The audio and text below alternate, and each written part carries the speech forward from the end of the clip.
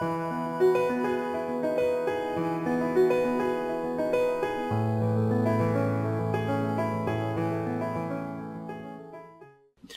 my name's Kevin Buck. I'm the author of Looking for Miss Crabtree, and I want to read you a chapter today. The Hollywood Forever Cemetery in Los Angeles is one of my favorite places to visit in the LA area. But my first visit in the 1990s wasn't so pleasant. Structures were crumbling, hardly any care to the grounds could be seen, and the local government had issued a restraining order forbidding any more burials. The cemetery was bought in 1998 and revitalized into a gorgeous, relaxing, yet invigorating place to visit. Movies are projected on mausoleum walls during warm summer nights as patrons enjoy picnic dinners, wine, etc., while sitting on blankets spread across the lawn. The cemetery's origin in 1899 and its proximity made it a highly desired final resting place for entertainment as well as local historical figures. The list of notable residents is staggering in its volume as well as its depth. Anytime I planned a visit there, I focused on specific areas, taking time to read most markers and taking notes for future research. On one such visit, I was checking out the area between the mausoleum where Rudolph Valentino's crypt resides and the lake where I knew the likes of Nelson Eddy, Fay Ray, and Dee Dee Ramone were interred. I came across a marker for Hattie McDaniel from Gone with the Wind fame, whose standout performance as Mammy is one of the most memorable in film history. I was surprised to see how new the marker was. Upon closer inspection, I saw that the marker was noted as being a cenotaph. I must admit to initially being ignorant of what a cenotaph was. The definition I found at Wikipedia was a monument erected as a memorial to a dead person or dead people buried elsewhere. It's generally used for people whose bodies could not be recovered. Now I knew a little bit about Hattie, but did not remember her perishing in any such fashion.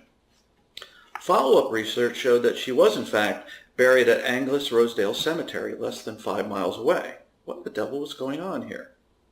Hattie was a very special lady who by all accounts deserves sainthood for the trials and successes in her life. She was a great singer, appeared in over 100 films, and was the first African American to win an Oscar. Even with that level of success, she was still subjected to the segregationist activities of her time. She was not allowed to attend the Atlanta premiere of Gone with the Wind, and she and her husband had to sit at a table by themselves in the back of the room during the Academy Awards ceremonies. Hattie's other achievements included the overturning of race-related housing restrictions in the Los Angeles area, being the first black woman to sing on radio in 1931, and the first to star in her own radio/television series, Beulah, from 1947 to 1952. She fought criticism from all sides for the typecast roles she had, but she always brought a certain level of dignity, intelligence, and spirit to those roles. I agree wholeheartedly with Rhett Butler when he said that she was the one person whose respect he would like to have.